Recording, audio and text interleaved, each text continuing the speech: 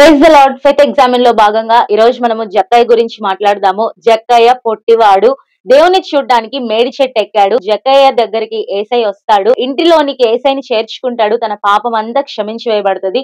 ఏదైతే తను అన్యాయముగా ఇతరుల నుంచి తీసుకున్నాడో దానికి 4 ఇతరులకి తిరిగి ఇచ్చేస్తాడు. ఇది జక్కయ్య జీవితం. ఎన్నోసార్లు వినింటాం, కానీ ఆ రీతిగా మనం సరి చేసుకోవడానికి మాత్రం ఇష్టపడం. జక్కయ్య ఏం చేశాడంటే తన పాపాన్ని ఒప్పుకోవడమే కాదు, దాన్ని ఒప్పుకొని విడిచిపెడుతూ వచ్చాడు. ఎక్స్ట్రా తీసుకొని ఎక్స్ట్రా ట్యాక్స్ వసూలు చేసేవాడిని అని చెప్పాడు. వెంటనే దేవుని దగ్గర క్షమాపణ అడిగి నేను 1కి 4 ఇతరులకు తిరిగి ఇచ్చేస్తాను అని చెప్పి ఆ పాపాన్ని విడిచిపెడతాడు. దాన్ని ఒప్పుకోవడం కూడా చాలా శ్రేష్టమైన విషయం. మనం కూడా ఎన్నోసార్లు ఈ సంవత్సరం తప్పిపోయి ఉంటాం. ప్రతి ఒక్కరు కూడా తప్పిపోతారండి. తెలుసో తెలియకో వాటిని ఒప్పుకోవడం ఎంత ప్రాముఖ్యమో ఆ పాపములను మనం విడిచిపెట్టడము అంతకంటే ప్రాముఖ్యం. పాపమును ఒప్పుకోవటం మాత్రమే కాదు, దాన్ని విడిచిపెట్టే అనుభవంలోకి మనం రావాలి.